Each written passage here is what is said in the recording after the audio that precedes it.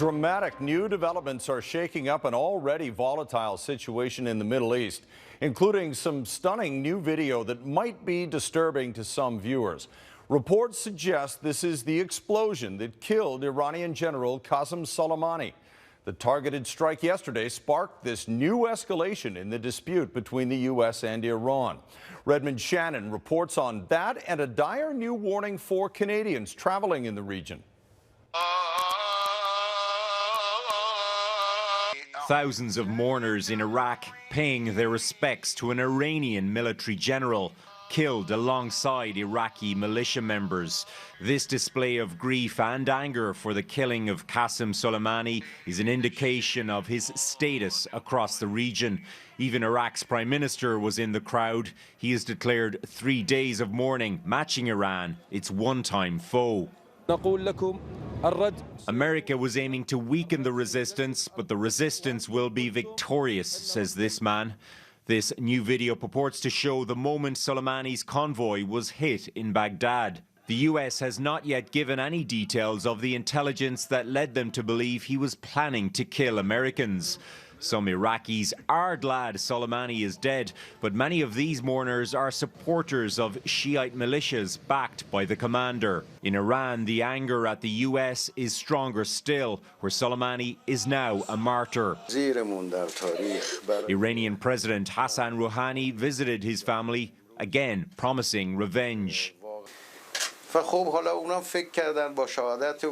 They made a strategic mistake, he said. They will see that more difficult days are awaiting them. What exactly revenge will look like is uncertain. On Saturday, missiles landed inside the fortified Baghdad Green Zone, but not close to the U.S. Embassy. More rockets hit a U.S. airbase north of the city. There were no deaths. One Iran-backed militia group has indicated more attacks are to come, but in the wake of the anti-government and anti-Iran protests in Iraq this past fall, Tehran's future influence in Iraq is in question. Iraqi protests, you hear they're saying Iran barra barra, militias out. That's what the Iraqi protesters are saying. In other words, these militias that could have been used against the US are now paralyzed as a result of lack of popular support. This Middle East analyst says Iran may simply want to save face. By humiliating Iran in this way, Iran is not going to come to the table. But Iran doesn't want to risk a war with the US. So what Iran will do is they will want some sort of skirmish, a minor skirmish that the US won't mind, as in it won't cause a war. It could be a mass cyber attack. It could be a temporary hostage situation for a ship in the Gulf Strait that will let the Iranians parade it in front of their people. Redmond, there are hundreds of Canadian troops in Iraq at the moment. What do you know about their status as this crisis deepens? Chris, Canadian forces are currently leading the NATO mission in Iraq and are also taking part in Operation Impact to counter the so-called Islamic State.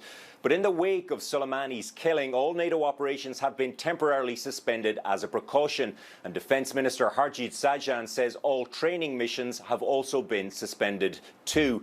But sources tell Global News that doesn't necessarily apply to all aspects of Operation Impact. Chris? All right, Redmond Shannon in London, thank you.